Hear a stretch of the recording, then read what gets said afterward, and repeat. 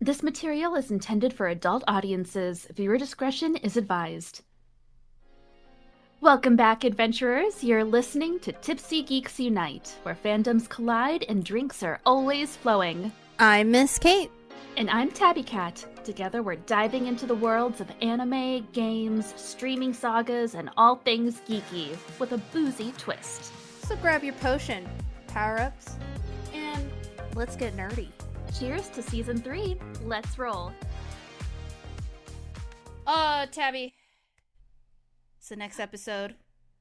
And Yes. This one is your baby. And I'm here for the Yes. ride, baby. Yeah. I'm so excited, but also frightened to talk about this because, like, I've been telling you off, like, as just chatting, like, the whole goes so deep with this game, and oh my God, it's a lot. But I'll try to be as faithful as I can discussing it. Well, it is in your hands because I know fuck all other than it's French. And that's Like, it. you've watched me play it on stream. Yeah, but my understanding of it is like I know like one ending and the very basic storyline of it. You know more about it. Like yeah, so And the story is so detailed and intricate, and it's like it's just so much to talk about. Um, but yes, we're talking about Claire Obscura Expedition 33, and it's it's just beautiful, a masterpiece. I've heard And so much about it from so many people. So well, before we get into the whole meat and potatoes of Claire Obscura, what are you drinking, Tabby? I I thought about doing a French cocktail Mm-hmm. for this episode, but then Ooh. I thought more deeply into the game, and I was like, they talk about wine a lot in Clair Obscur. They drink wine a lot. Mm-hmm. Uh, um, and so I just thought, let's just go with a red wine that's Ooh. French. Classy. Yes. Love me So some wine. I got a Saint Cos. Oh God, I'm gonna butcher this. A Saint Cosma Cotes de Rhone, and it's a Rhone blend of wine. Uh, very, very, very good. Like it's very medium-bodied, intense red, and it says it has ripe black plum, black currant flavors layered with black pepper and grilled rosemary. Whoa, that is You can't leave out the fancy. grilled rosemary. Damn, that sounds bougie as hell. Is it delicious? It does delicious, yes. Ooh. Ooh. And what do you have? Well, I just got back from Germany and I drank an ungodly copious amount of booze. So I'm drinking water because I the thought of having alcohol right now just makes me kind of like nauseous. I'm still jet lagged, like not as bad as I was the first part of this week, but I'm in recovery, so it's gonna be some nice crisp water for me, boys. Fair, fair. Yeah, well, next episode we'll both be drinking, but yeah, this one I've had so much I German wasn't beer. drinking. I wasn't drinking last week. You're not drinking this week. We're trading off. Right? Yeah, I didn't expect to drink so much schnapps and German beer and like there's like I don't know if it's a traditional German cocktail, but it's everywhere in Germany. It's like a spritz. It's like a weird orange color, copper color. It starts Okay. with an 8, like an aerial spritz. I'm sorry if I didn't pronounce that right, but I everyone was just like, "Here, have these drinks and these shots." And then I took like 8 shots of a drink called Usu. It's like a star anise shot. Ooh, It's like licorice and I hate licorice, but I wanted to be a team player with my colleagues and I drank 8 shots of Usu and oh my God. yeah, I drank more than I should have in 3 days. Granted, I was in Germany for a week, but like 3 days was just nonstop drinking from like morning to time I went to bed. So. Jesus. Yeah, but I could say Well, German beer is delicious. Like usually beer oh makes me yeah. bloated and like gross, and like German beer they have like such strict regulations on how beer is made. It's just water, malt, and like yeast, or water, hops and like yeast. It was It very goes down real delightful. smooth. It does. It does. I was very shocked because I'm not a huge beer drinker, and I was like, you know what, this is quite refreshing. But anyways, back to Claire Obscura, folks. This is Tabby's bread and butter. She played a full playthrough of this. I was an observer. She is going to talk about it, dive into it, and I'm going to sit here and listen and give my raise my hand when I have questions and stuff. So Tabby, over to you. Okay, so you might have heard of Claire Obscure this year recently. It was released in April by a new developer, Sandfall Interactive, which is about now a 30-person team in Montpellier, France. And I'm probably going to mispronounce a lot of names in this episode. I'm sorry. I took 3 years of French and retained nothing. And I do not pronounce French well. Um, but you're probably going to uh, I'm going to talk about why I think this game is game of the year. And I hear people talking about like Donkey Kong Bonanza is going to be game of the year. And I'm like, what the fuck are you talking about? You know, it might be just because of like Really? nostalgia. I mean, it's like the first Donkey Kong game that's come out in In fucking forever. decades and Yeah. decades, and people really loved it because it reminds people of like Super Mario Odyssey. I think I played Odyssey, if that's the one with the moons. It's a lot like that one. It has a lot of like, it's open world, 3D, like, so. I mean, in my eyes, I think. I mean, I didn't play Clair Obscura. I think it is a good contender, and if Donkey Kong wins, then I'll be kind of disappointed. But I'm not. I'm not a Nintendo junkie. I didn't grow up Nintendo, but I'm with you. I'm on your side. I'm on your side, Yeah, I'm Tabby. not a Nintendo player really, but it's interesting to see the two side by side compared to as the best games of the year. We'll see. We'll Uh, see. So Claire Obscure is a game about loss. It's basically at the core, it's about grief. It is Hmm. not a game you want to go into if you're wanting to have a fun and happy time, like with Donkey Kong. Complete opposite Complete vibe. opposite vibe. Uh, but it's a game that will leave you thinking about it for months, for weeks, for months afterwards. And the just the creation of the game is like a whole thing in and of itself. If you've probably heard anything about it, it's that this game started with some so the original founder, creative director, Guillaume Broche.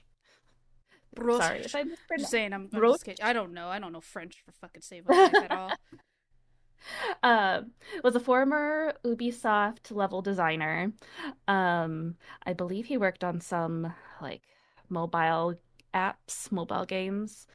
Um, he had the idea for the game in 2019 and spent his savings on the prototype and recruited his whole team just from like online on Reddit and other forums. Whoa. Um, I think down the line he got some friends from like fellow friends from Ubisoft Mm-hmm.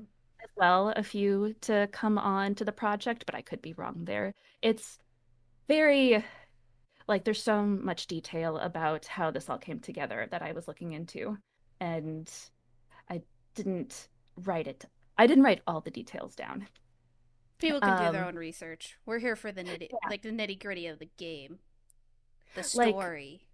eventually they outsourced the design or like um the the design of the game to one Korean team, and the Korean team was basically designing the game in part-time. Oh, whoa. So how long did this game take for them to make? So it took 6 years, started in Oh, 2019. wow. So, and the lead writer of the game was found on Reddit, Jennifer Svedberg Yen, who is American, um, who's a character and a genius in and of herself. She's so interesting when you look into her. She has never written a short story or a book. She's never written anything. It's something she just like fell into as so originally she came onto the project. She was on Reddit during COVID and she was on I forget which subreddit, but it was a Reddit for doing free voiceovers for just random things. Mm-hmm. And um Guillaume was advertising some doing some free voice acting for Claire Obscure on that subreddit when it was in very early development. Mm-hmm. And Jennifer was intrigued and was an auditioned and was brought onto the team. And eventually she was just sharing her ideas about the story. And eventually Guillaume just made her the lead writer. And they like rewrote the entire story with her story in mind. Mm-hmm. And she was in finance originally before COVID Whoa. and then lost or she quit. I believe she quit. I don't think she lost her job. And that's how she was just jobless during COVID, looking at on Reddit and doing like odd things that she was just trying to do things she just was trying to do like anything, going with the flow. Um, and that's how she found herself onto the Claire Obscure team eventually. She spent 4 months in Houston, Texas with NASA as an analog astronaut, like Whoa. living with a team inside of like a box inside of a warehouse for 4 months. Whoa. I don't know what the I don't know what the experiment was. I didn't research into that, but it's like this lady is just doing whatever she wants, and I love it. Um, Fuck it, live your life. You only get one. Just do whatever the fuck you exactly. want. That's such a wild transition. Like, hey, I'm in finance. I quit my job. I'm doing some random voice acting. Oh, by the way, I'm gonna live in a box or a warehouse for NASA. She probably got some crazy stories, man. Yeah. Um, let's see. Nicholas Maxon Francom, the art director, who uses this Belle Epoque style. If I hope I'm pronouncing that right. But that Belle Epoque is an art style that was created after the French Revolution. And Clair Obscur is all very much in that style. He was found on a website called ArtStation. Oh, I've used And ArtStation before. yeah, let's see here. This Oh is yeah, like a Lorient team. Tassard. It's like a team thrown from like so many different online sources, man. Yeah. So Lorient Tassard, the composer, who maybe you've heard his name, maybe people listening might have heard his name thrown around the internet just because of how insane the soundtrack is for Clair Obscur. It's one of the best, maybe the best soundtrack I've ever heard in a video game. It's crazy. So again, he didn't pick up an instrument until he said, I believe, 16. And he's never like had his own albums or anything. He was just putting out samples on a French indie music forum that I think is shut down now. I'm not 100% sure. But if it's like all these little things like if the founder Guillaume didn't find these people at the right time online, it's like then this game could have been totally different. Like, what if ArtStation had shut down? Then we wouldn't have like the lovely art direction that we have in this game. Um, and Lorian Tessard, um, has just like put his whole ass into this soundtrack. It is beautiful. I'm not a music person. I can't really describe it, just how beautiful it is. And they described their team as a party of random adventurers coming together like a Sounds JRPG party. sounds pretty fucking accurate to me. Mhm. And like I said, when eventually they outsourced the game design to a Korean team, it was like basically one guy and his friends all working part-time. So let's see here. I just have so many notes. Um, so the game itself is turn-based. It's based off of like JRPGs, like Final Fantasy was very heavily inspired by Final Fantasy. Um, it's set in, so going to the story, it's set in a place called New Lumiere. Well, we start off that place in New Lumiere, where all the people are getting ready to face a gommage. And we don't know what the gommage is when the game starts. We start off with Gustav as our main character and Mael, and we eventually switch from Gustav uh, to his girlfriend, and his girlfriend has a wreath of flowers around her neck.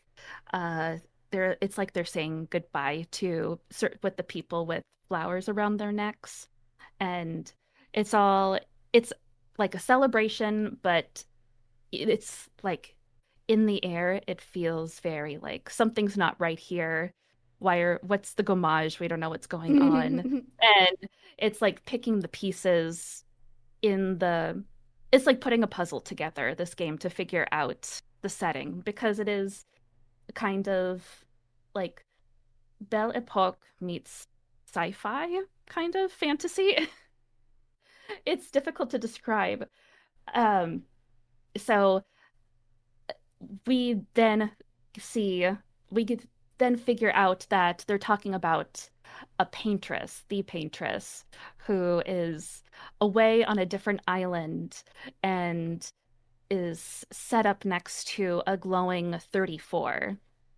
And at the celebration is to commemorate the yearly ritual of the gommage, when the paintress moves like her hand down the glowing number on the monolith, and then a person who is age 34 or older gets they all get obliterated. What? So basically the timer, I don't know, the clock in this world, basically every year the paintress takes someone who is the same age as the number on the monolith. So this started when the monolith had like the number 100 on it. Then slowly it's gone down every year. Now it's monolith, the number is 33. And I'm sure you're So, gonna get into why the fuck the paintress or whatever is counting down these numbers, right? Because that's yes. a crazy. Okay, okay. I will hold my questions. So just FYI, there will be spoilers. I don't really want to talk about the endings. There's two endings. I don't really want to talk about them if that's okay. That's fine. I might have questions, but we'll see. We'll see. Okay, we'll talk about the endings. Okay, so just FYI, major spoilers. We're going to be talking about the whole story going forward, guys. So I just beg, plead, and implore you to please play this game. If you are, since it's based on JRPGs, turn-based RPGs, I know a lot of people, the big thing is that people who don't like turn-based RPGs are hesitant to play this. It was based off of JRPGs, yes, and it's also based the fighting system with the dodging and parrying is also based on Sekiro, and that really made me nervous because I am not good at parrying. Uh, but I will say, please, please give it a try. I beg you. Like, even if you don't like turn-based or parrying and dodging mechanics, it is so much better than what people when you think of turn-based and dodging parrying, it's so much more enjoyable than that. yeah, it looks like Persona meets with dodging and parrying. That's what it looked like to me when I watched you play it. It's really fun. It's really, really fun. And I know that's probably like the biggest gripe people have about playing the game. Um, but please give it a shot because it's so desperately is worth it for the story and the gameplay is so much fun, I think personally. But going forward, we're gonna have a lot of spoilers. So I had to look up I'm what a gomage was. I was like, what the fuck is a gomage? I was like, oh, okay. Never mind. I know what it is now. um actually I didn't look up what the gommage meant. It means to erase. Yeah, no, that's it's literally so gommage in this world is literally erasing people from existence. They so the energy sort of thing in this world is called chroma, and everyone in this world is made up of chroma, like their energy essence. And when the paintress uh, does the gommage every year, people sort of evaporate in chroma and flowers, oddly enough. There's a lot of flowers in this game. Um, so then after Gustav loses his girlfriend, um, then he's supposed to go on the next expedition. Sorry, if you hear Missy in the background, she is wanting attention. The baby is here in the podcast. Special guest, Missy. Let's go. Hey, Missy. Um, so next day, after losing your girlfriend and all your loved ones, now you get to leave the only home you ever knew on your island, and you have to go to on the expedition with a bunch of 33-year-olds, which I would have already been dead. If I was in this world, I would already died. Same, same. Which is crazy to think that, they're the only society in this world is just where the oldest people there are now 33 and you Woo! have children, and it brings up a bunch of like debates about should you have children, like how would you spend your life with this little amount of time, like with Gustav and his girlfriend. Gustav wanted children and his girlfriend did not want to have children, bring new life into this world. And even at the beginning they're like, oh, you guys, they broke up because of this. And it's like, oh, T, like everyone in town is like, oh, I thought you two were still together. And it's like, no, we have our we have our differences. We don't really want to talk about it. Mm. Um, so Gustav and a bunch of other 33-year-olds volunteer to go on the expedition. And there's another character that comes along who is named Mayel, who's very important to the story. She is 16, voiced by Jennifer English.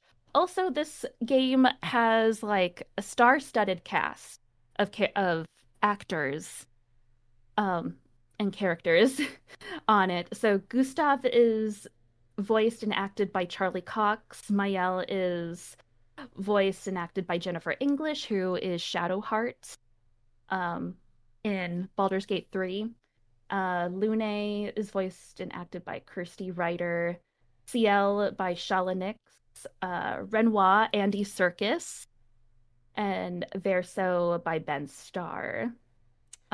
Big names. Just big names, just to name a few. Um, which is crazy they got Andy Serkis on this. Right? Uh, Gollum. Gollum.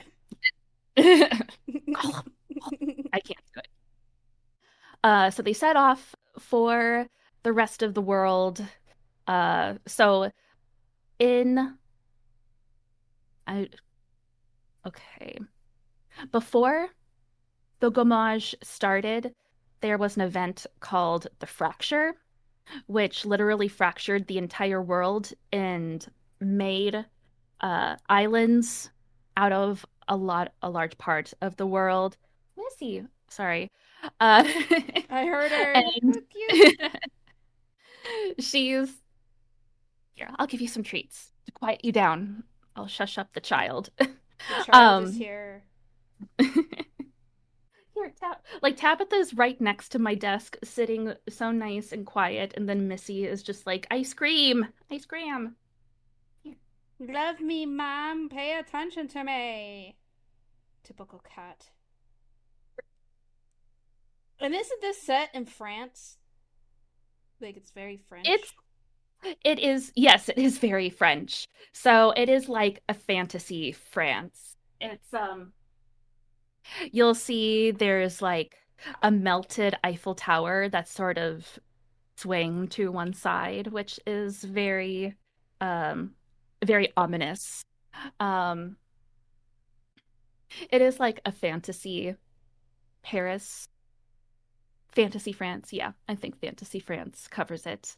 I think they kind of wanted to overdo the Frenchness of some aspects. Like there's one costume that if you see it out in the world, it's very much very distinctly French with like the character carries like a baguette on their back and a bandana. They have the what is it on their head? Um Beret? yeah, the beret. They have the beret, the striped black and white shirt and black pants Just with them like a walking high-waisted around. belt. Them walking around with a baguette. That cracks me up. Yes. And it's like you find these mimes out in the world and it's like are we the only one that see these creepy mime enemies? Oh You dear. fight them and then you get these like they're based off of the mime's outfit that you can wear. I love the outfit system in this game. It's very fun. Um so the fracture happened. And that was a big event that kind of changed the world as they know it and after that started the Gommage with the paintress. That's when the paintress, um, I don't want to say the paintress appeared, but it did start the Gommage with the paintress. Um, I feel like there's a lot of aspects to this that are like kept vague and I don't know the story 100%, so I'm trying my best. It's from your perspective since you've played it. Yeah. And when they get to like dock on the world outside of their it's called their civilization. Their only place that they live is called New Lumiere because the rest of the world is overrun by Nevrons. And humans used to be able to like go around everywhere in the world, and there never used to be Nevrons before the Gommage, but Nevrons are the enemies that you fight in the game. And it's like people don't know a lot about them. Why are they here? Are they like What brought them magical creatures or what? They have chroma. They are kind of magical, but they do have like a source of chroma that you have to like deplete their HP. Oh. And when they get to the rest of the world, the outcomes a gentleman who's older and has gray hair. He has a cane and he's wearing a nice suit. This is Andy Serkis. Ah, okay. And it's like, what the fuck? Why is an old man here when no one in this world can live above 33 this year? And he starts killing the whole expedition left and right. It's like, what the fuck? It's like D-Day in this world. And basically, the entire expedition at 33 is wiped out, save for Gustav and a handful of other expeditioners. How big are So, these expeditions supposed to be? Like 30 people or what? yeah, it's like a few dozen people each expedition. So, he wiped out like 90% of the party. Damn. Yes. So, big part of the first act is like, who is this? Well, big part of maybe act one and two is like, who is this old man? Why is he able to live in this world when the Gomage is taking all the old people away? Yeah, right? um, and so Gustav loses sight of Mael. Uh, he basically is wandering around in a stupor from all of that, basically about to commit suicide until Lune stops him because it's like, how do you just watch 90% of your friends and loved ones already after the Gomage too, like losing it's A this lot of is just death. it's so much death in like the first hour or two of the game. It's like this game brings like I knew going into this game that the first opening scene was going to have a big twist, and that was the Gomage, learning about that. Um, because a lot of people will cry at the at the start because they don't know what's going on and all the loss. Um, and then yeah, it's not it's not a happy or fun. Hi. Missy!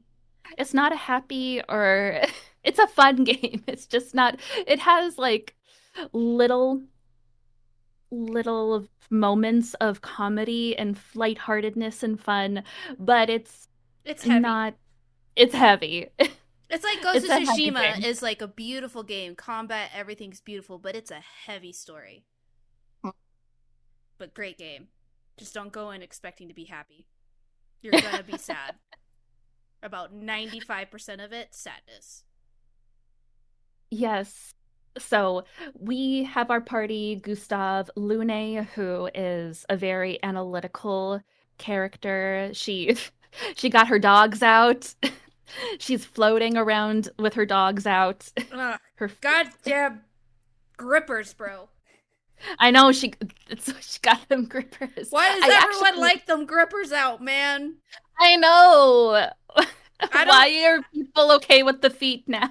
man, it's not that I'm anti feet, but like when I think about people like walking like just out and about in the real world with fucking no shoes on, I'm like, do you know what's on the ground?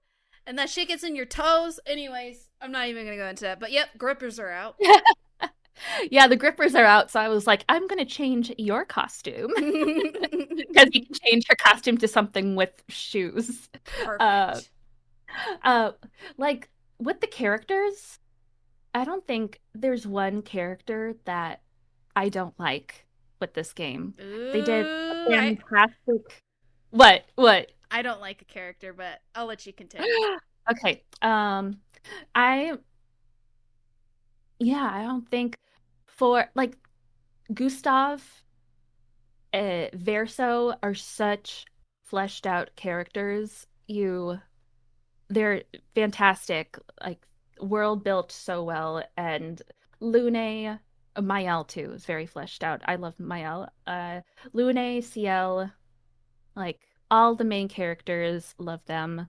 Um, just at one point, it's like they're just a little family, they're just a little happy family, and then the end of Act One comes, and you're like, oh my God, I'm so sad. Game of Uh, Thrones, boom, people dying. it Yes, it is very Game of Thrones.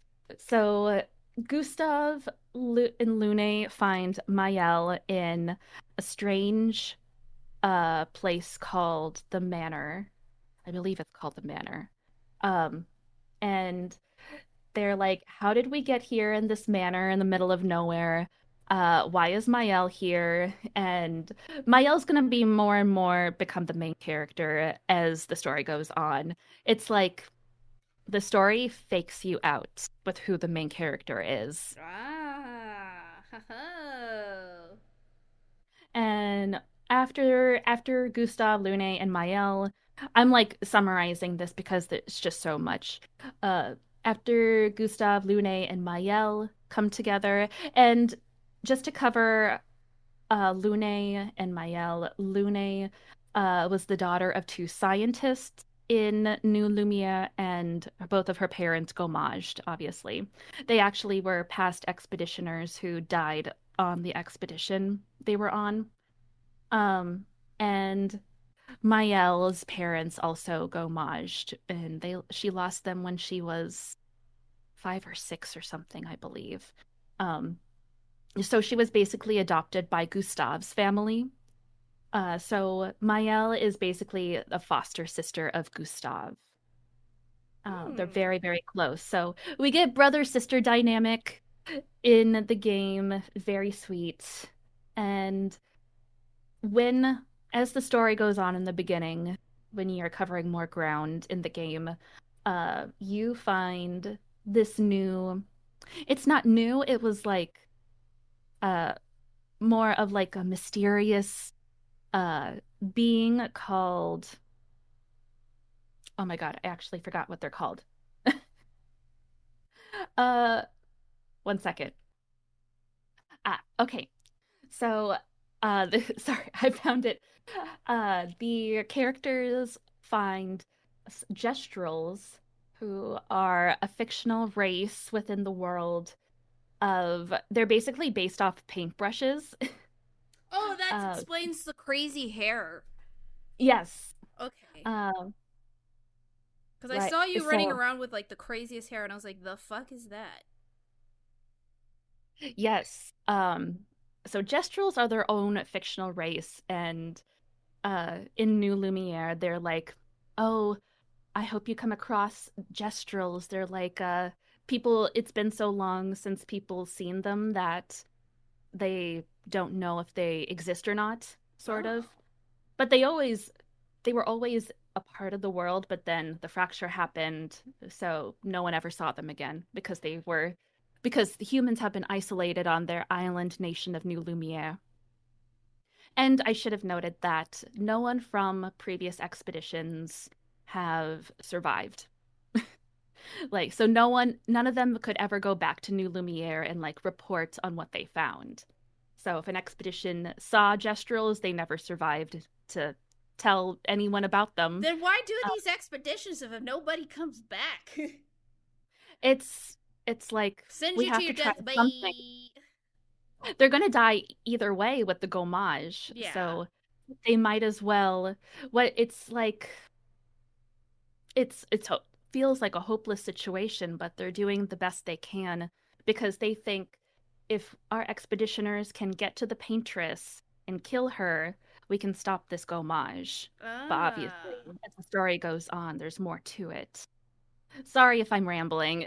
No, you're I'm learning more about the game than I thought. I mean, like I said, I know the basics. There's a painter. You're at an age. If that age is showing, you dead. That's all I know. So That is since the all I know.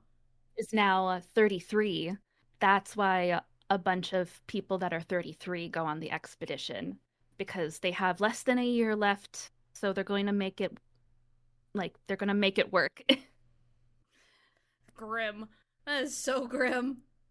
The game is very existential and grim, which is why I love it because I love existentialism. Um, um, so in around the world, you will find journals from past expeditioners because past expeditions are like, we got to do something to make sure like new expeditions know about this thing we found, Mm-hmm. or like you'll listen to journals that say like expedition 22 built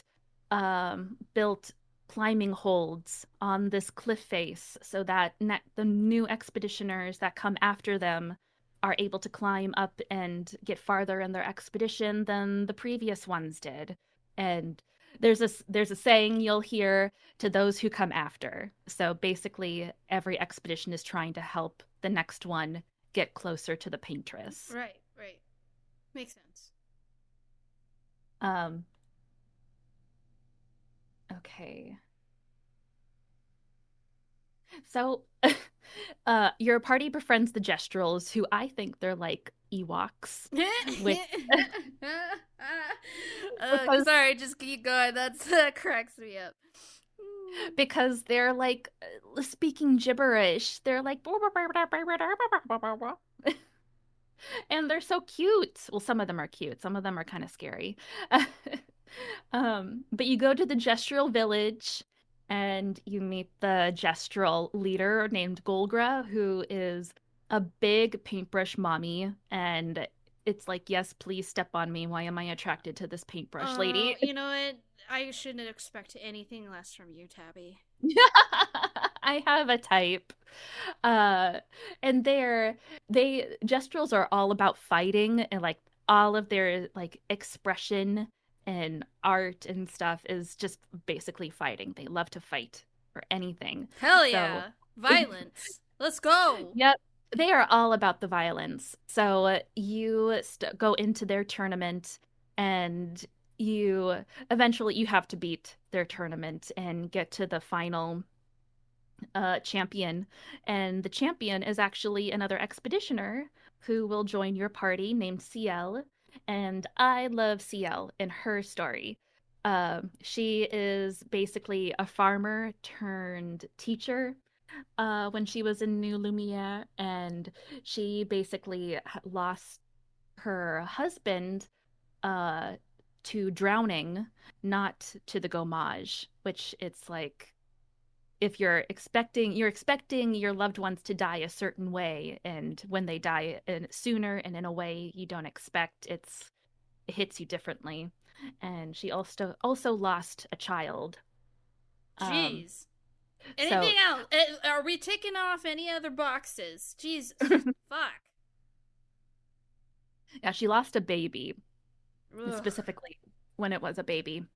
um so that is our team for Act 1 altogether. And then you just kind of explore the world in Act 1. Like this game goes in acts. So there's three, kind of three plus acts. Um, and in the first act, you're just trying to establish a hold of the story. Like, okay, Gommage, Paintress, Lumiere, Chroma, you're just trying to get the basics down of how Mm-hmm. this world functions, which I think is great. I love how they get Act One going. At the start, it's very sad, and then as the act goes on, you're like, okay, things are going too peacefully. Like, what is going to happen? When is Uh, chaos and grimness coming back?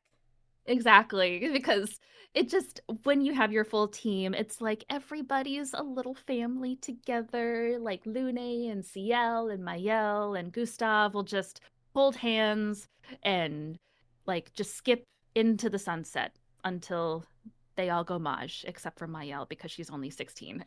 Oh boy. uh, yeah, that would be grim. Like if they just stayed out there for another year and then all of them go maj except for Mayel because she's not old enough yet.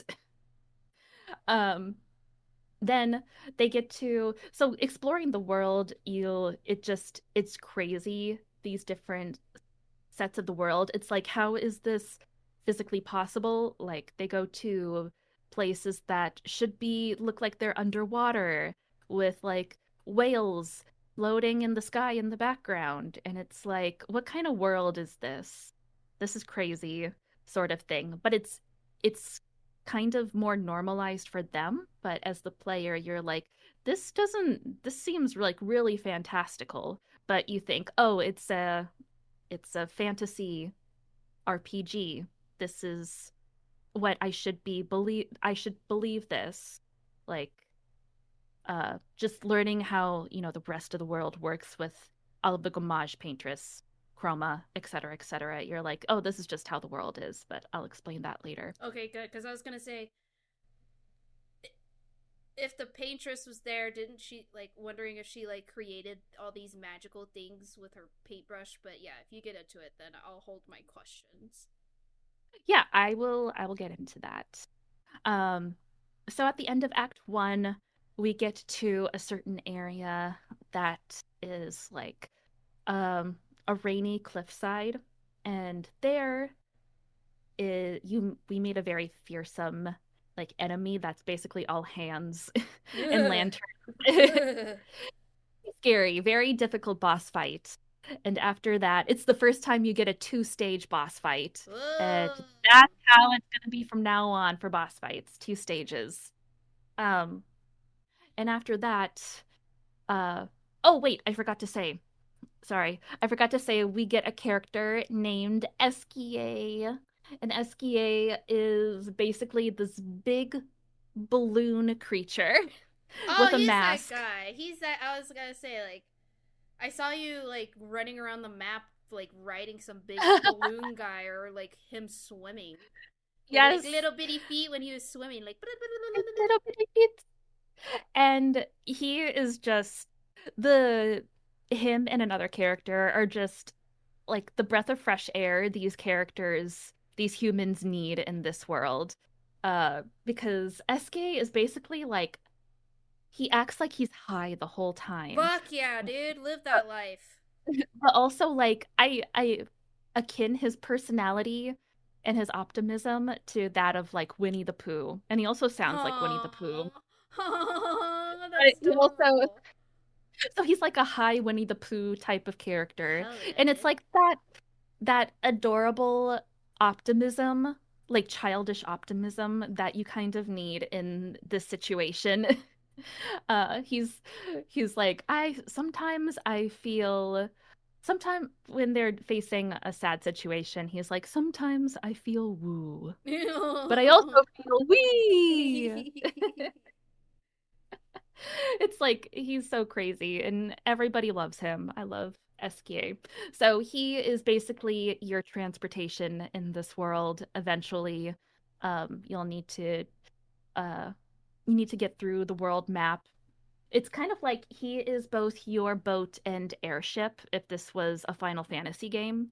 Like an old school Final Fantasy, you get the Mm. airship at more the end of the game, but he's like, I need my rocks to swim and fly. You need to help me find my rocks. It's like, this makes no sense, but okay.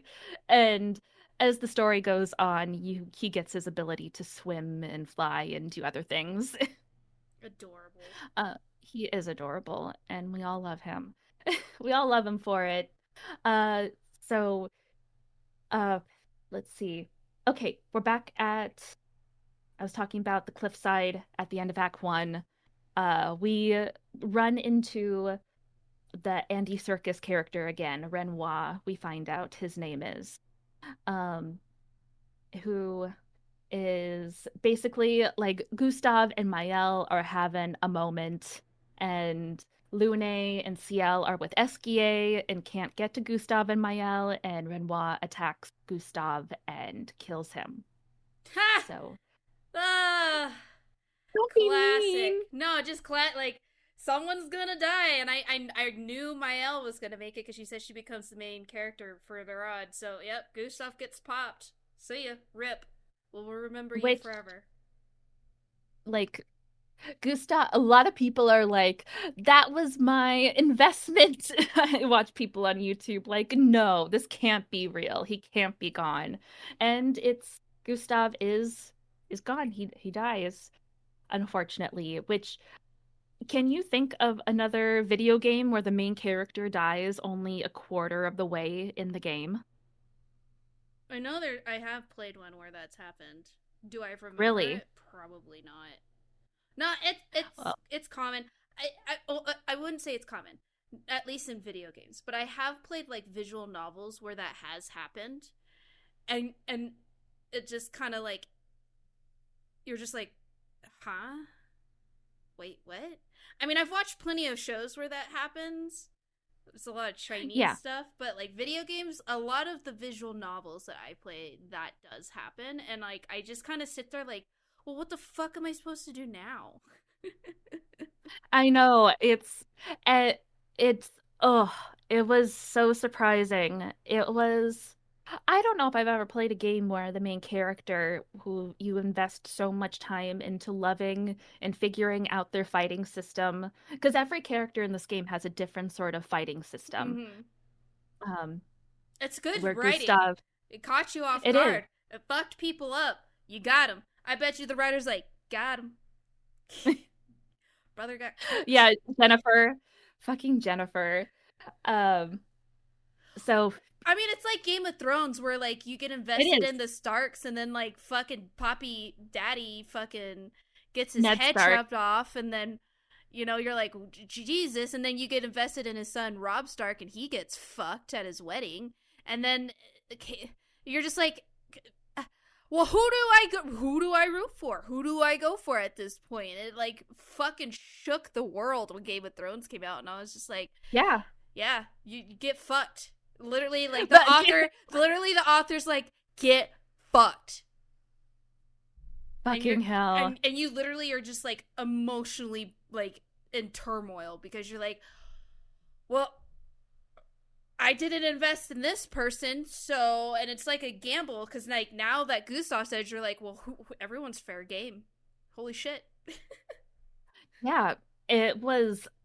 I was sort of going through my own little 5 stages of grief when he passed because I was like, he can't really be dead. And I then remember it's you and like, yeah, I remember you in your stream and like your community just being like, he's coming back. There's no way he's fucking dead. Like dead. And you guys were like, he's gonna come back. And I was sitting there, I'm like, if I was the author, I wouldn't bring him back. He's dead. he, depending on the ending you choose, he does not come back, Mm. which is crazy to me. And Gustav is such a good character. He's so fleshed out. He's the optimistic main character, and Of course, of uh, course. I love, I loved his, I loved his attitude and how he was a big brother to Mael, and Mael is right there, like she's held back in a barrier by Renoir, so she has to see this all happen to her brother firsthand. Oof. Uh, It's and like when then it's like when the Stark sisters and all of them watched Ned Stark get his head chopped off. There's like, yep, rip dad. yeah, Gnarly. and it's like, um, so another character pops in after Gustav dies called Verso, who's played by Ben Starr, and you gotta so Verso is talking to Renoir, and they obviously know each other. And from their talks, you can figure out that Verso and Renoir have fallen out a while ago, but they seem to be similar, but they're not friendly. They're not together. Um, and Verso is basically your new Gustav. He is now a new main character who it's crazy because end of Act One happens, and you go from Gustav as the playable character to Verso, and you're like, who the fuck is this guy? You're like, you know what? You just impeded on my fucking emotional discourse, and now you throw in this fucking guy, and am I supposed to trust this guy? Like, what? Yeah, I would be like, the fuck? Who the I fuck is know. this? It's like rubbing salt into the wound of your Yes. grief. It's like, I don't want to play this guy. I don't even trust this guy. And basically, I keep saying this, but Verso like would be the worst date to go on because he doesn't say anything about himself. It's like he's such an enigma through the first part of Act Two. Well, he's basically enigma because it's like pulling teeth to get him to say anything about his history or You know what? himself. That's classic for me. It doesn't phase me because all the fucking smutty fucking fantasy books I read and just any type of like romance book I read, the fucking villain or the shadow daddy is always an enigma. And then like when he breaks down his walls to the girl, he's like, I've never spoken or ever told anyone about this. And then he's like all head over heels. So to me, this is like, is this an enemy to lovers thing? But no, No, there's that's an interesting take. Like it's interesting to see that like you have Gustav where you know a lot about him, you've grown to love him. He gets fucking swiped.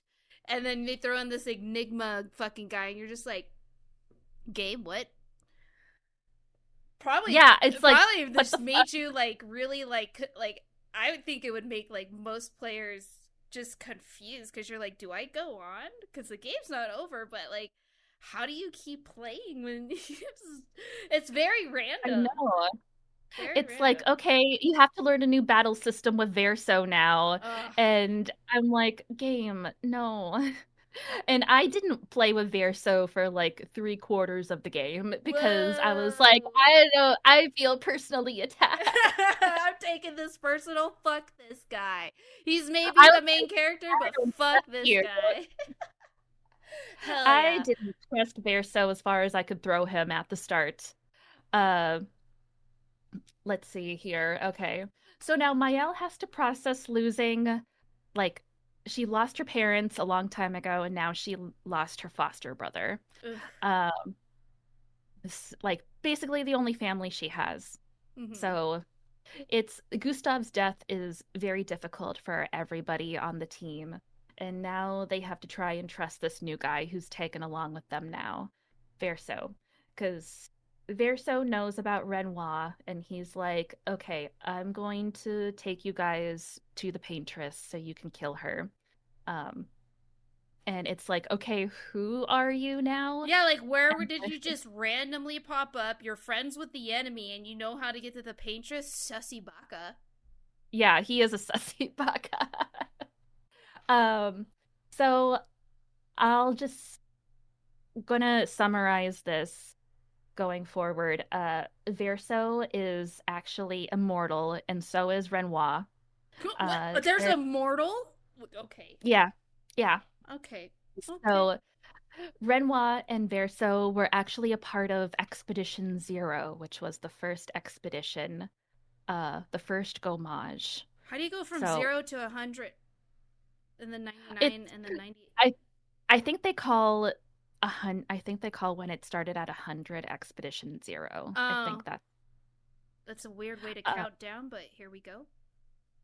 and you find expedition journals from the past. Uh, like you find journals from Verso's expedition, like, oh my God, I just saw Verso get cut in half and he's still alive, and I don't think we can trust him. And it's like, yeah, um, it's like there's more to Verso and Renoir, obviously. Uh, where they are, how do I go? I had friends over a few weeks ago and I was like, "Oh, you guys need to play Clair Obscure." And they were like, "Can you summarize the story for us?" And I was like, how do you summarize this? It's so detailed." It sounds all Um, over the place as well. it Because is. there's such a deep level of complexity. Because now I got immortals, I got chroma, I got fucking expeditions, a painter, I've got fucking weird paintbrush people. Then you have your enemies. Like, what's next? Cheese It people? I don't know. What? What the fuck? I don't know what the fuck else they're gonna bring in here. Immortals? I hope you explain to me why they're immortal though, because now I have Yes, more yes, questions. yes. So going forward, you get bits and pieces of Verso's story. Um, he and Renoir are immortal. You find out at the end of Act Two that Renoir is Verso's dad. I knew that. That I You knew knew. that, okay. I knew that. And basically, Verso kind of gets closer to Mael and becomes like the new big brother figure, which Yes. I'm like, of course, you weasel in on Gustav's territory as big brother. uh, and uh, you find out that there's another character called Alicia, who is a little girl that looks exactly like Mael. She's got she's very like Phantom of the Opera. She got a little half mask on because her skin is all burned. She can't speak and she has one eye. Um, and she basically haunts Mael, trying to bring her memory back. Or should I have said that?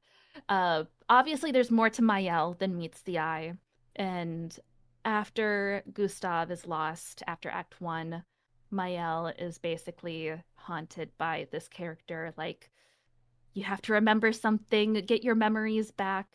And it's like, so There's more to Mayel that she can't remember. There's more to Verso, and there's more to Renoir.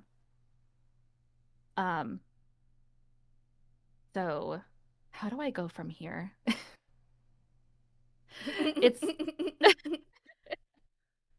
What happens in Act Two?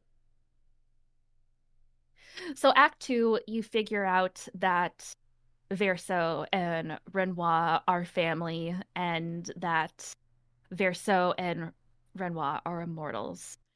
Do you At figure out why they don't like each other? Yes, because so the paintress gave Renoir and Verso immortality. Renoir wants to stay immortal, and Verso does not want to live anymore, basically. He wants the cycle to end. He wants to help expeditioners now, and um, he wants to die. He ta Later in the story, he very explicitly says that he wants to like end his suffering, basically. His like life is he can't stand to watch expeditioners die anymore. He's basically just like ready to pass on. And uh let's see.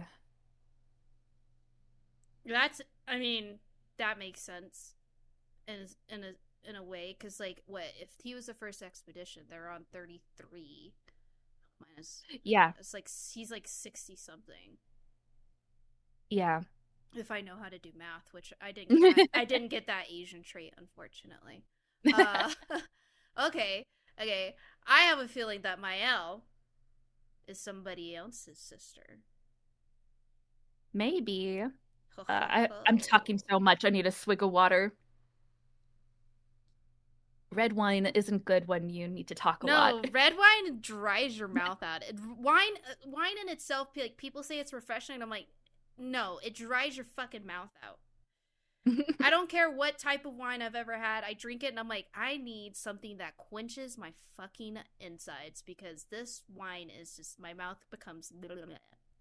Yeah, it's the tannin. Well, maybe it's more than that, but I think it's the tannins. Mm-hmm, mm-hmm, mm-hmm.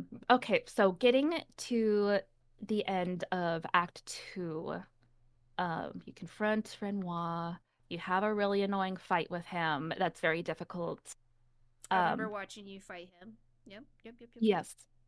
And basically after that, Verso, the party's like, you gotta tell us more about this world, bro. You need to tell us more about yourself. And he explains, okay, Renoir's my dad, I'm immortal, blah blah blah. And Did he say why the Patriots gave them immortality? I will touch on that. Haha. I will Okay. get to that soon. Okay. I will get to that soon.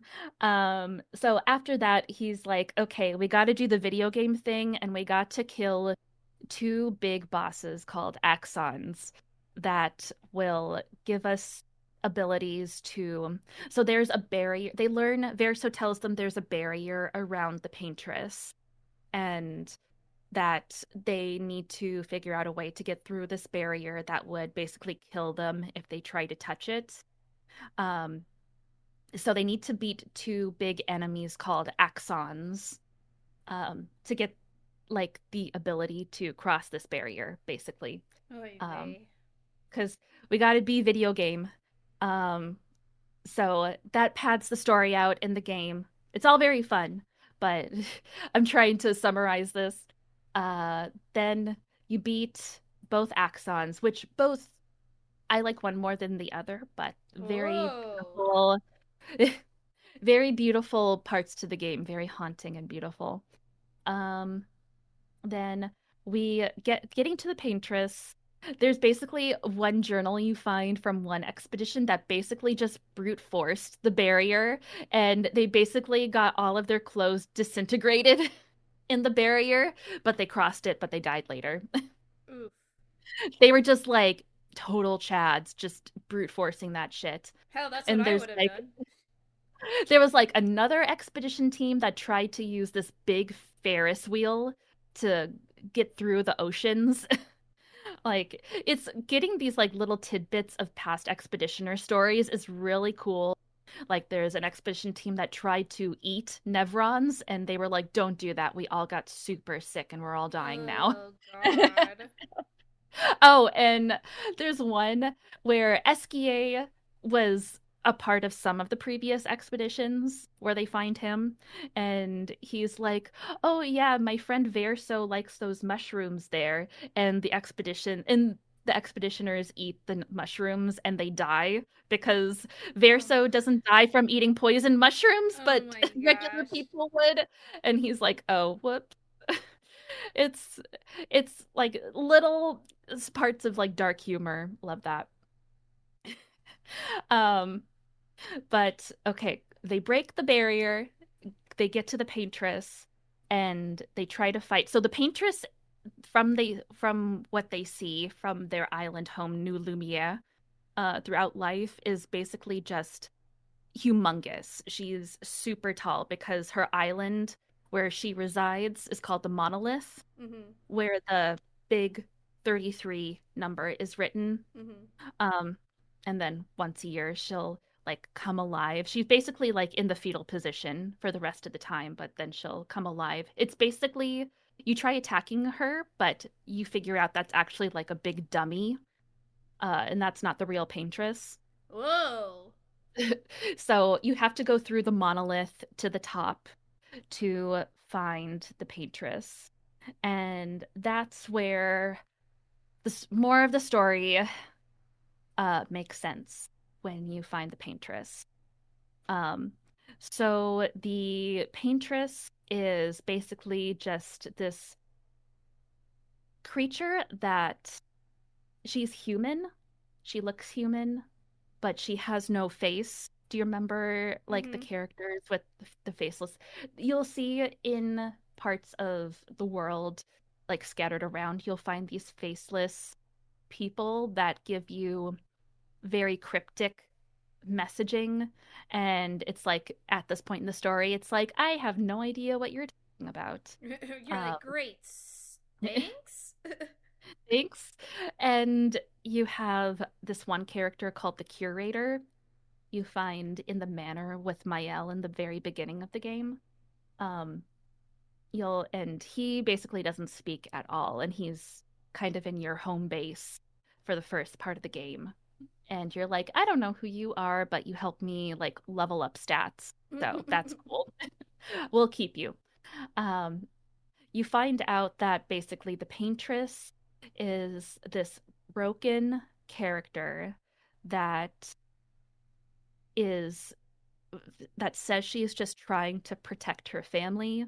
And when you see like Renoir and everything, he's always very cryptic too throughout the game, like just trying to protect the family. Like you're like, who's the family? Like, what's this family? What are you trying to protect? Because we're just trying to save the people of Lumiere. Mhm. So after you defeat the paintress, which is a long fight, and you figure out, okay, starting from square one, um, basically going. Okay, I'm just going to start from the very beginning. So there is a family called the Descendre family, and I probably am not pronouncing that correctly. In okay, there is a family called the Descendre family. It has a mother, father, and three children. The oldest child is Verso, Okay. and there's an oldest daughter named Clea, and there is a youngest daughter named Alicia, who is now that mute, Mhm. burned, um, one-eyed person that is following Mael around. Mhm. And the mother and father are Renoir and the paintress. Ah, the Patriots is Verso's mommy. Yes. So, That's why they're immortal. Ha! yes. Um, okay. How do I explain this? The best way you Taking can. the best way I can. I'm going to do the best I can. Um, so this whole entire world we've come to know, we've grown to love with the Gestrels. Oh, also we meet Minoko, who sorry, I forgot to say we meet Minoko, who is my favorite character. um he is a Gestrel that cuts off the Nevron's feet after he defeats them, and then he uses that in battle to shapeshift into the Nevrons he's already That's conquered. metal as fuck. I know, I love him, and he's another comic relief character. His voice is so sexy. It It's like, why is. is your voice so I heard him sexy? and I was like, "Who's this?" And I saw who it was like what it was coming from. I was like, "Well, I'll just close my eyes." Yeah, exactly. Exactly. Thank you. I was like, damn. Damn. But regardless, sorry, he's kind of there too, but he's not a big part of the story. Like Eskie and Minoko are like the side characters basically to the story, unfortunately. Mm-hmm. But I left him out and I feel bad now. I'm sorry, Minoko. Um, so we have the Desandra family, Renoir, the paintress. Um, sorry, I'm forgetting the paintress's real name right now. Clea, Verso, and Alicia. And this whole world that we are in, that we have been running around in, is a world inside of a canvas. It's a painting. Some fucking Elden Ring shit. Yes. Yeah, really. um so that's why so basically the Desandra family has the power of the painters, and that's literally what it's called. They have the ability to create like worlds within paintings, and they can go inside those paintings and live life through the paintings. Okay. So this whole canvas was created by Verso as a child. Um, so the paintress, I Her feel name's bad, I Elaine. forget. Her name's Elaine. Elaine, thank you. Elaine uh had this power. She met Renoir and taught him how to be a painter. And she taught all her children how to be painters too. And basically the real world is more like real world France than this world is, but that's why this world is heavily influenced by French culture. Ah, okay. And it's also why there's like whales in the sky floating and It's a be under the child's water. imagination. Yeah, because it was created by Verso. The Gestrels are his creations. There's other like fantasy species of characters in this game. Mm-hmm. So he created Eskie, he created Minoko after the family dog Minoko, who Minoko is actually a dog in the real world. He is oh, I forgot what his title is. Uh for the development team, they one of them has a dog named Minoko, and Oh. who brought into the game obviously. And he was like he's like the chief executive like officer of happiness or something. I forget what his title is. Oh. um but yes, Verso made Minoko and Eskie as his friends, and so the family lived happily for a long time, but the real world there's also a different kind of guild called the Riders, and we don't get a lot of information about the Riders. It's basically like a lot of the story is left up in the air that we don't know um, regarding the painters and the writers. So basically, for some reason, I forget, the writers set the Desandra family home on fire. And basically, Verso loses his life saving Alicia from the fire. Mm. And so Alicia is burnt. Uh, she can't speak. Most of her body is burnt. She had lost an eye. Uh she's surviving, but it's like a very painful life she leads now, Mm-hmm. physically and emotionally. She blames herself for losing Verso, and that basically has wrecked the family with grief ever since. So, Where's the other uh, daughter? Clea is okay, I don't know a lot about Clea because Clea's not a major player in the story. But She's she's sort of not in the dead. background. No, she is there. Okay. Um, so the family represents different stages of grief. And Oh. so there's uh so Clea basically embodies anger. She's still angry at the writers, and she's basically fighting, she says, a war against the writers in the real world. And Elaine represents denial. She, racked with grief, she tries to escape into Verso's canvas, and she doesn't want to leave. There's like a bit of Verso's soul Mm-hmm. in the canvas after he dies, um, because it was his creation. And she basically just spends all her time in there. Like she doesn't want to let him go Mm-hmm. because she creates this fake Verso, which is the Verso we know. Mm-hmm.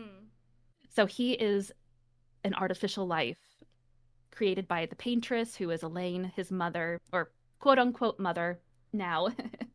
And then Renoir uh, is basically his Renoir's basically bargaining. He he goes into the canvas after Elaine, trying to get her to come out and face reality. And he basically tries to wipe out the canvas, which is the fracture that happens before the game starts. Mm-hmm.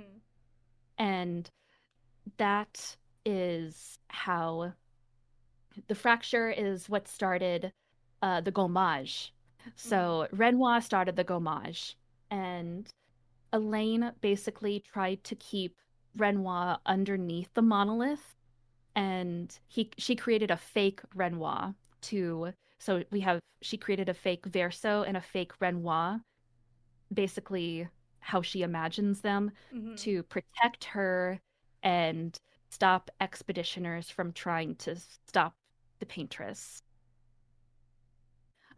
So let's see here. So if Verso created this painting world, none of those people are real within the Yeah, painting world. yeah, Jesus Christ, my mind is blown. yes.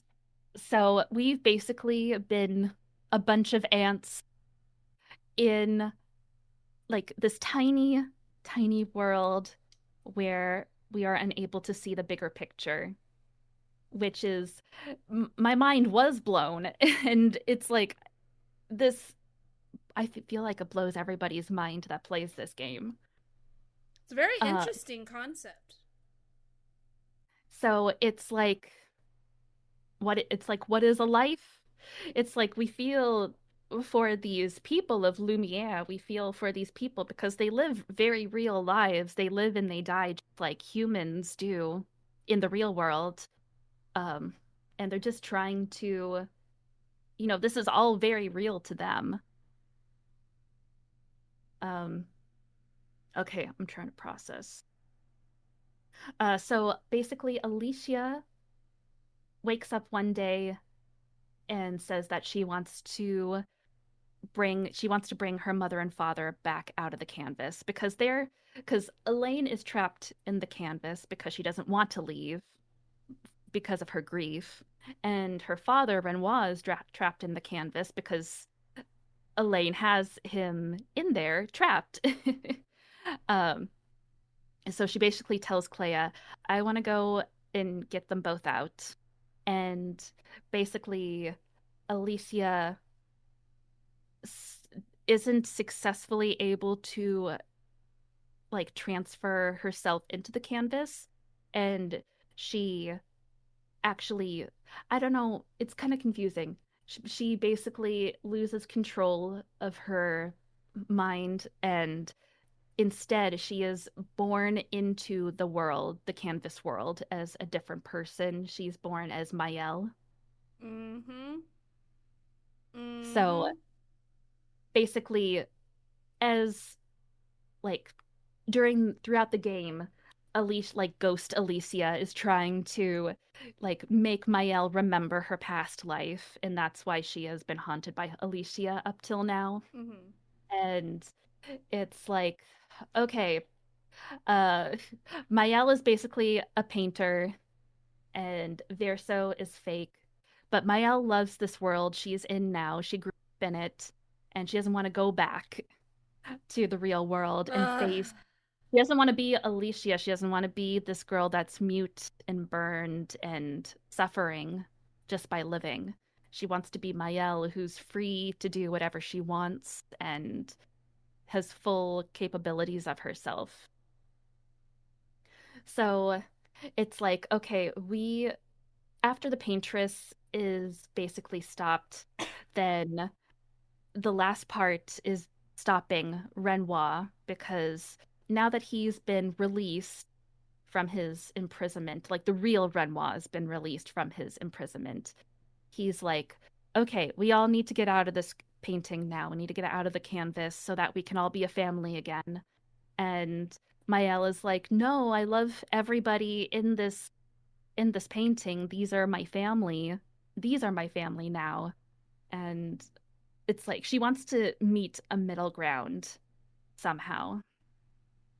Um, and Verso is basically like, Mael, I'll do whatever you want, but I also really want to die. And I would like you to go back to the real world too, because we need to stop the cycle of grief.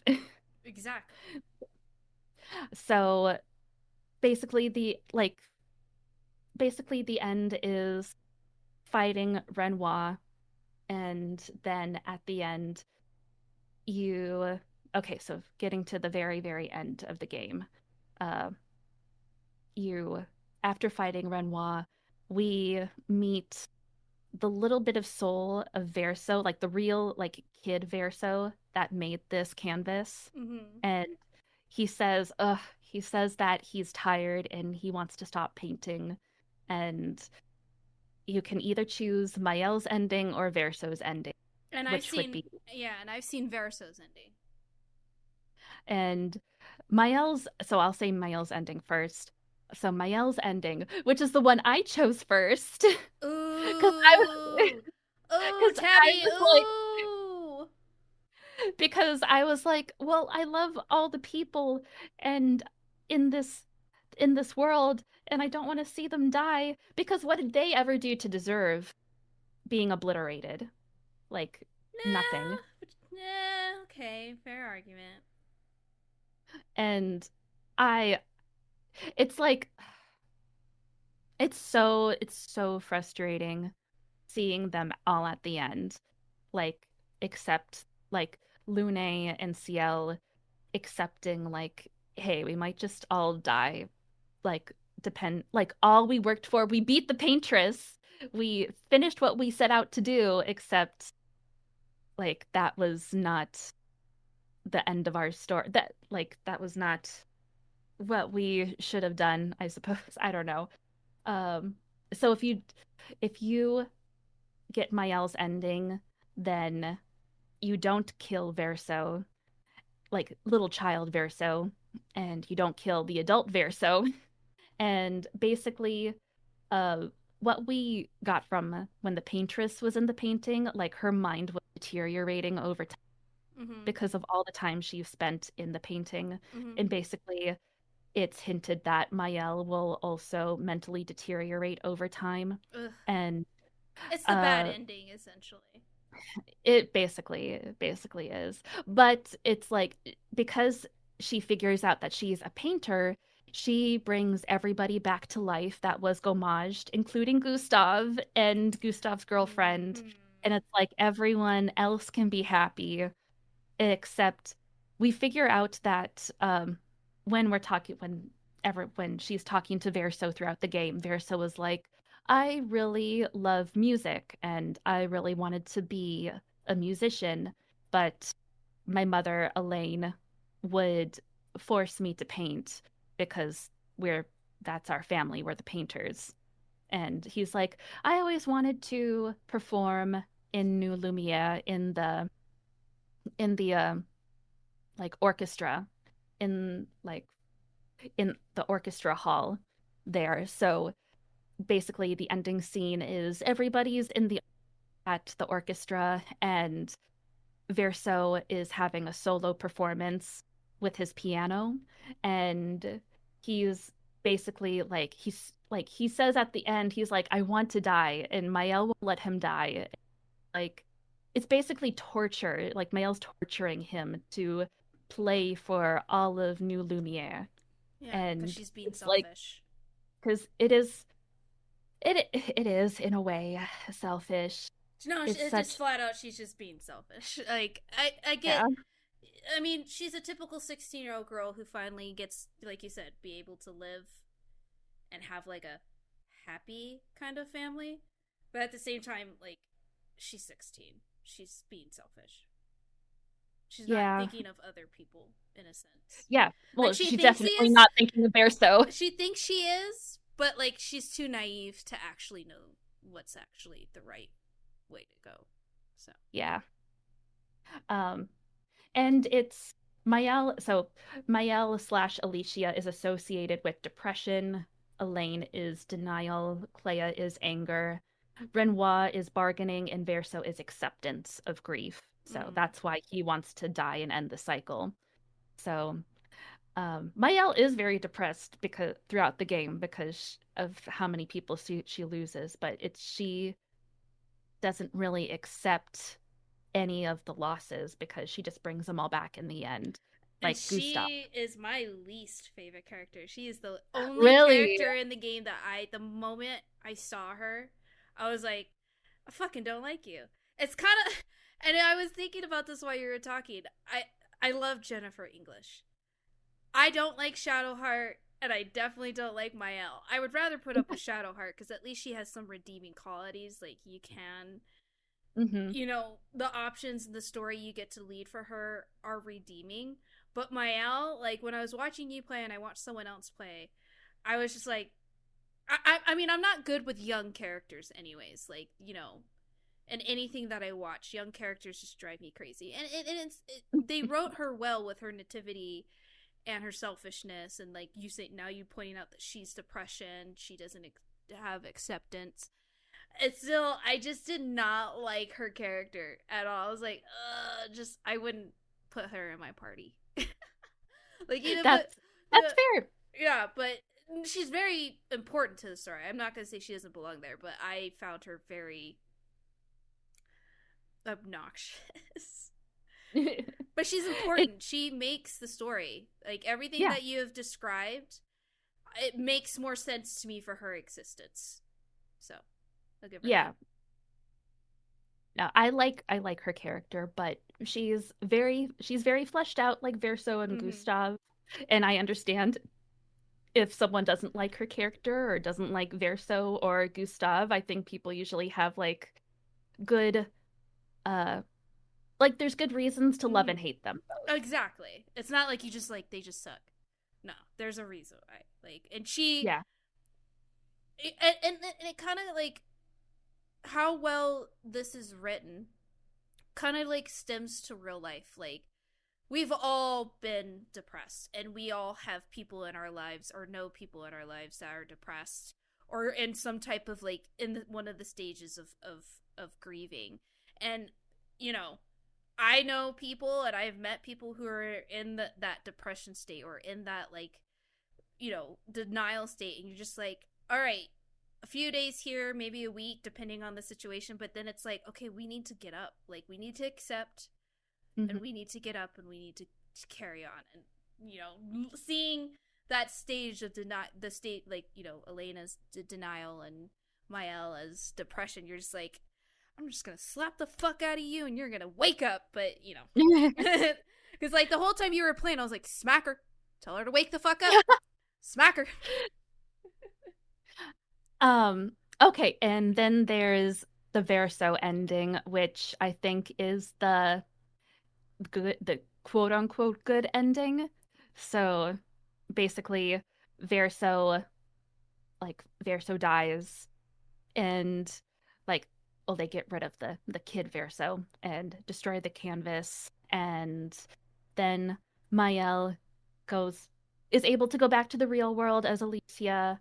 The whole family is reunited, and they can finally grieve together and move on.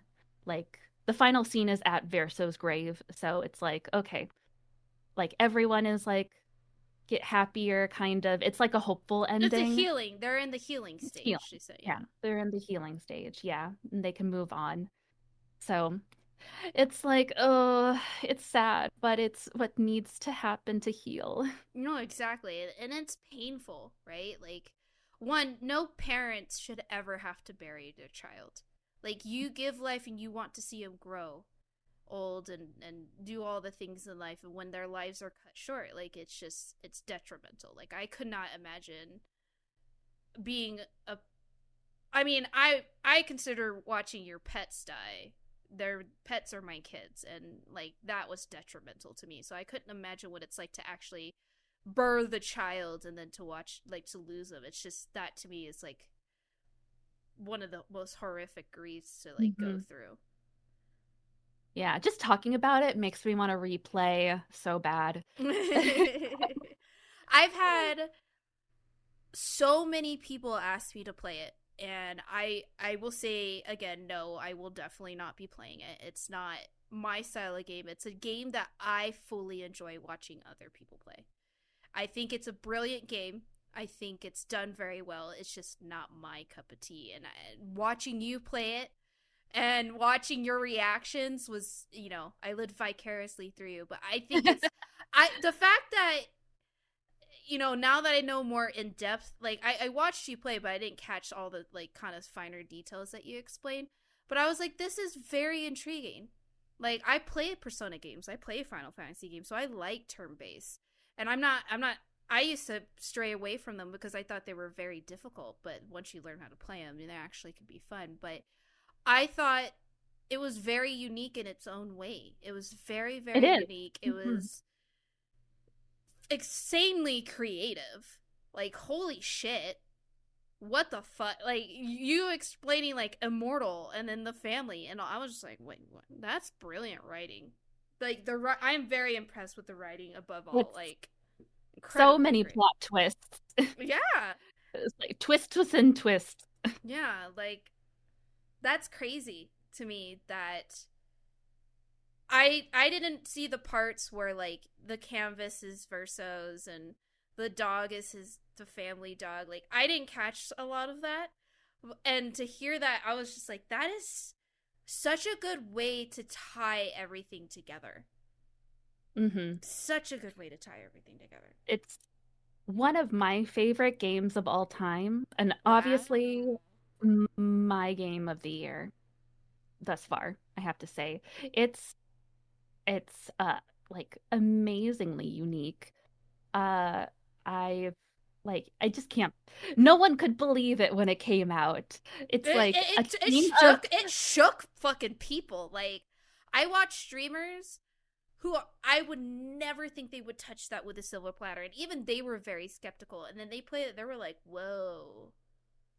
Like, even yeah, when like I watched you guys play it, I was like, "Neat, that's pretty neat." Like, wow. Like, I mean, I can't, I won't. I'm not gonna say anything because I'm not gonna play it, But like, it's very, very unique, and it stands out from everything that has been coming out in the video game world in the last several years. I would say, very, very mhm. unique.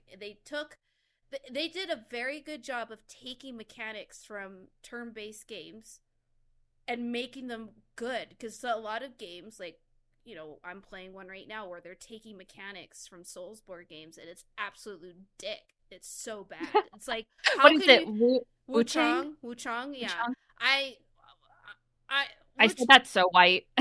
yeah, it was Wu Chang.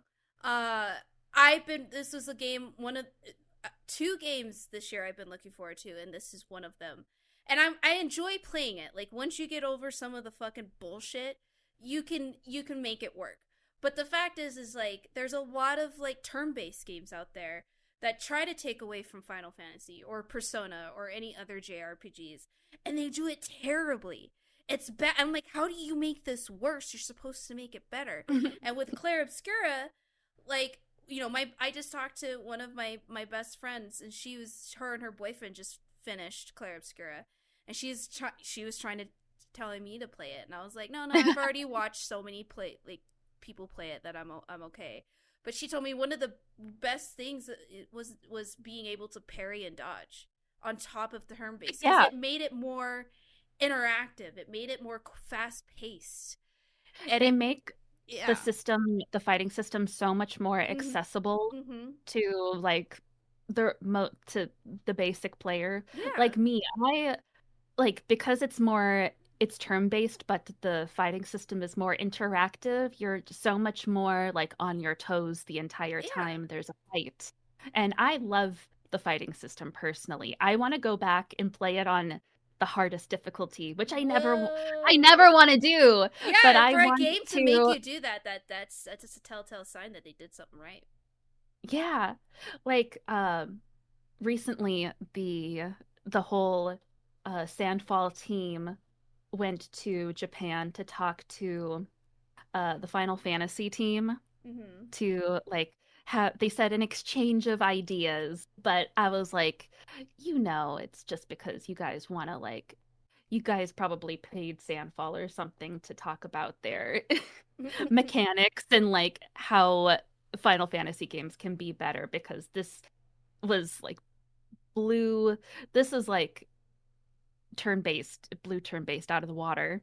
But I haven't played a Final Fantasy game in many, many years, so I played Final Fantasy 16, which is one of my all-time favorite games now. Really? And it doesn't have turn-based. It's more free combat, I would say. But I've been playing Final Fantasy 7 Remake, and that has turn-based and kind of ish. And I enjoy it. But I mean, I've played so many I play a lot of JRPGs. Like it's actually one of my favorite play styles now.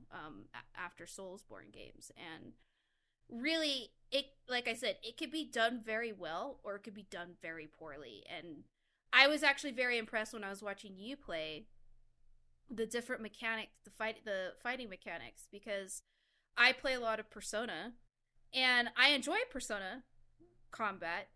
And being able to see you picking different abilities or skills or whatever to use, and each player is unique in what they can do. I really like that they took that and also I just love parrying and dodging. I'm a Soulsborne player, so that to me, like, I was like that, and then how they incorporated it was just actually very brilliant. You know, because when you think about it, you're like, how do you put parry and dodges in a turn base? Like, that's crazy. But they did it in such a unique way and it worked very, very, very, very well. It's like after you see it, it seems so obvious, but it was stroke of genius. It is, and I'm also very impressed that these devs. I mean, I just heard that these were ex Ubisoft devs, but like it's actually a team from so many different walks of fucking earth. Like they're adventurers, like you said, and them coming together to make such a good fucking game that shook the fucking video game industry. Like, hell yeah, dude. Like, good on them, and I'm very impressed with it. I will say I'm very impressed. And all of the people, the few that came from Ubisoft, the friends of Guillaume, that came, they were only like very like some of them straight out of like 1 to 2 years like development in Ubisoft, like very fresh new people within their careers. It's so crazy to think like everyone is wondering, like everyone is so like in the gaming industry, everyone from different developments are so jealous of them right now. They should be, because it's like I mean, this isn't the greatest comparison, but it's like when Black Myth Wukong came out. Everyone's Hmm. like, what the fuck? And I mean, it's a very simple game when you think about it. Like, when you think Yeah. they made a lot of things better, it is kind of a Souls game, but like the rich narrative, right? They took us a very, very old story, huge part of history of a culture, and they made it into a video game that's fucking sick. Holy shit. And people like are like, God damn. And Claire Obscura has done the same thing. And this kind of, I am glad it's a slap in the face to AAA. Like, Yeah. Ubisoft It's is, we won't get into the fucking nuances of Ubisoft. Everyone knows anything about Ubisoft, but it should be a slap in the face. It's like how like Larian did Baldur's Gate 3.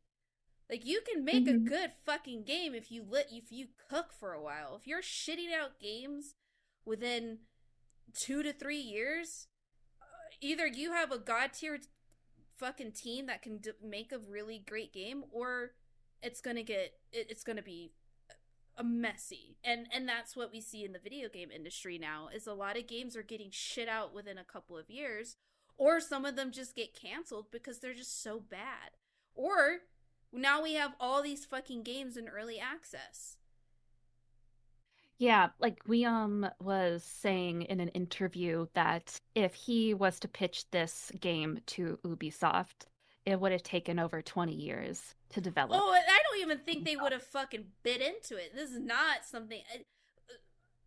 Fucking hate on me all you want. Ubisoft is not imaginative enough. Like, they No. have an imagination, but it's really, let's copy and paste something but change it. You know? And I'm not saying there isn't imagination in that, but is it imaginative, innovative, and creative enough compared to what other shit comes out? No, it's not. I mean, it's like, you look at Call of Duty, you look at Battlefield, you look at EA, like some EA games. Like, you know, are they being creative? And I'm not saying, I'm not Hmm. gonna bring in Souls like games. I mean, they're all copy and paste in their own right, but there's now it's like finding a rare little four-leaf clover in a field of fucking grass, and that's what Yeah. Claire Obscura is. It's so And unique. I feel like K-pop Demon Hunters has like the same thing going for it, just in the movie industry, where we need new creative ideas for both video games and movies. And Yeah. Claire Obscure and K-pop are like these new creative ideas that came out of nowhere. And the thing is they took a very common, like a common thing, like K-pop, very huge, turn-based, huge, and they made it into France? something very France, yeah, they made it into something so fucking unique.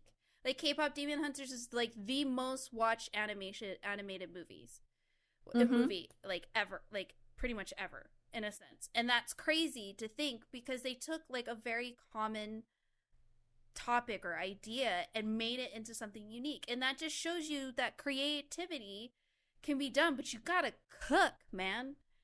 And Yeah. and and They and in the video game industry, I was talking about this, and this goes to any type of business, really, is that you need to stand out. But how do you stand out?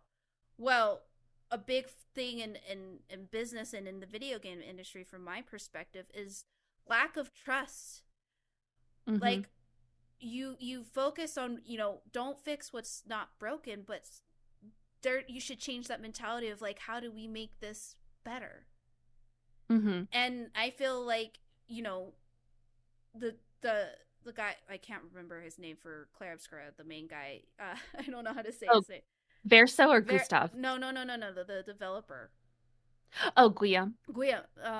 He took a huge chance, and he brought in such unique individuals to help make a game. Like, Yeah. that's the beauty of creativity and innovation and imagination, because the one of, like, it's cursed to be a human, because, you know we're human, but what's also blessed about being human is our own unique personalities and imaginations and minds. Like, you can either make it into something beautiful or you can be a fucking monster.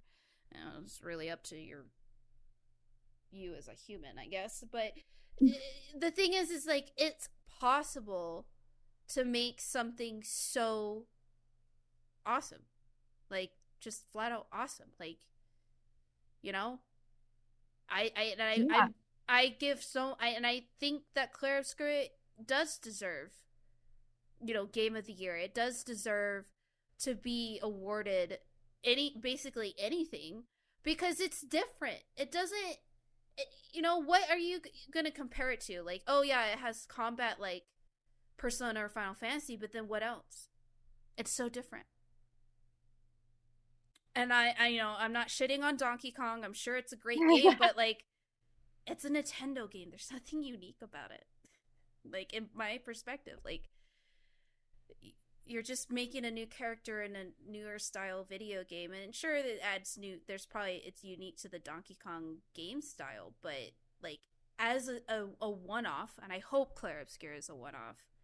It's a beautiful creation by a unique set of individuals. It is beautiful. And I mean, this also came out 2 days after Elder Scrolls Oblivion Remaster came out, which was like the big thing at the time. And everyone was Yeah. playing the remaster. Yeah. And then I saw Claire Obscure like was coming out almost at the same exact It time. And I was wiped like, it wiped Oblivion. I thought it was going to be the opposite way, which I was like, oh, that's completely going to overshadow Claire Oh Obscure. no, because when And yeah, I was there with you, and then when people were playing the new Oblivion, they were like, "Oh, this is like nostalgia. This is cool," but like there's a time and place for nostalgia, and there's always a place for something that fucking hits. That's completely different, new and unique, and it just hits. I just, I I just think about the characters and the story, like it just sits with you. It hit So you. It hit you like it Ghost of hit, Tsushima hit me. Like I know you're in a kind of a funk now, right? Like after you beat such a mhm. good game. Like when I played Ghost of Tsushima, it was completely different from anything I've ever played. The story, I've never played a game that had a story that was just like fucking deep like that. And after that, it broke me. It like literally broke me. I was just like, I don't know what to do, what to play, what like Yeah. you're It's just like, you're what do in I do with my life you now? just played such a like you got so invested in the story that you feel empty. It's like reading a good book. You finish the book and you're just like, Oh, exactly. fuck. And nothing hit me until I played I think Baldur's Gate, but Baldur's Gate didn't leave me feeling empty because I just kept going back and I play it and I still could go play it. But the last game that made me put me in a funk was Final Fantasy 16 because it was one of my first Final Fantasy games and the story to me was very very good. I cried like a fucking bitch at the end. And I'm actually doing another playthrough. I bought another copy on my PlayStation. Oh, And wow. yeah, it's very rare for me to buy multiple copies of a game. And I, after I played it, I was like, what the fuck do I do now? like, and that I feel like that's been a lot for of people who've played Claire Obscura because you're not the first person who I heard played the game and then after they were just like, whoa. I know. It's like I feel so mentally tired from and emotionally tired from all of my feelings. And it's like, I don't know what to do with myself anymore. I just want to go Yeah. back and play more. Yeah, you go back to it. You're like, I gotta go back because I don't want to leave this world. I don't want to leave Yeah, these characters. I don't want this feeling to end. I'm hoping Ghosts of Yote. That's the game of the this year that I am most anticipating, and I'm hoping that the creators that did Ghost of Tsushima with this game leave me feeling fucking dead. Like I want to play that game, beat it, and just be like, I'm retiring from streaming. I'm retiring from video games. You know, like I want to have that feeling of being so invested in a world and in its story that when it's over, I'm like, please, more. Like not saying I want like a second game or DLC, but like I want to be like I want it's like it's the perfect description of escaping real life Mm-hmm. because it becomes your life. So man, I am Tabii. That was a lot, and I know you worked very hard on the notes. How you feeling? Thank you. I tried. No, you The did story great. is just so intricate. It's No, like it is, and I mean, you did. I think you scratched a lot of it, but there's still more depth. Like there's character there is. development. You could build relationships. Yeah, like Verso can romance Ciel or Lune, which is Ooh. like interesting. Um like the fake Verso, quote unquote. Mm-hmm. Um like it's it's a lot. And then you can listen to the soundtrack on Spotify, which if you listen to the soundtrack and you listen to the songs with lyrics in them, like all the lyrics are in French, I think except for one song. Um, Translate them into English or whatever your language is. Um, and it's like even more intricate symbolism about the game, and it's like, oh Wow. my God, it's so beautiful. Wow. Yeah. But this is I said this in our last episode about K-pop Demon Hunters, but I needed something like happy and upbeat after Clair Obscure. I Mm. was like, oh, this is perfect. Thank you. Yeah, And yeah, I totally get that. I know after Ghost of Yote, I'm gonna be like, I need some lighthearted comedy. Please help me. Yeah, I know that's gonna be me when I play Ghost of Yote, and oh, oh, yeah, yeah. It's gonna be one hell of a ride. I'm seriously hoping they cooked with that one because Ghost of Tsushima came out 5 years ago, 6 years ago. Oh wow. It's been When a is it minute. coming out? October. Oh shit. Yep, I pre-ordered the deluxe edition on PS5, baby. Nice. I'm actually thinking about buying the collector's edition because I don't like knickknacks, but there are some things that I like. Like I have Witcher collectibles. Um I want to get I have like the art books and stuff for Ghost of Tsushima. Like there's Hmm. some video game, like outside video game collective stuff that I will buy very rarely, and I definitely want to get some Yeah. collectibles. If it's if it's like me with Garrus and Mass Effect, it's And your like, body yeah. pillow? And I actually I got a new, or I pre-ordered a new like Garrus. I think it's like a figure, and you get like a note from him and stuff. Woo! If it's something you're really into, you will spend the I money mean, on it. I was gifted by my nephew a signed Asterion poster by Neil Newbon, and it says his favorite line on it, and it hangs on my wall next to my bed, and I look at it every night. Oh my God. See, yeah, it's doesn't matter. You should just like As spend long your as it money on makes you stuff that happy. means the most to you. Yeah, and I love Baldur's Gate so much. So Hmm. much. But I'm glad you were so invested in Clair Obscura, and I was glad to see. It's always nice to see gamers and streamers invested in a game, even if it's not something that's interesting to you to play, to watch someone actually feel and dive into it, because that makes the experience just so much more rewarding. Hmm. Yeah. It's like it's like haven't no, I'm not gonna say. It's just so good. Feels I want good, to play it man. again. Feels Feels good, good to man. talk about it. Well, thank you, Tabii, for leading this episode. I've learned a lot of Clair Obscura. I have more appreciation for it and the developers, and it gives us hope that there will be more fun and unique and powerful games in the future. I hope so. We need more like it. Indeed. Well, I am over and out unless Tabii has anything else. No, I think I'm good. I need to rest. Right? Emotionally drained part 2. All right, listeners, we're over out. We will catch you guys in the next episode. Bye-bye. And that's a wrap on this episode of Tipsy Geeks Unite. Thanks for geeking out with us. We hope your drink was strong and your fandom stronger. Don't forget, you can find us on all major podcast platforms, now on YouTube as well. Whether you binge us in the car, at the gym, or during your next dungeon crawl, we're just a click away. Like, subscribe, and leave a review if you enjoyed the ride. It helps more adventurers find their way to our campfire. Until next time, keep your mana full, your opinions hot, and your geek flag flying. Cheers, nerds! Cheers, nerds!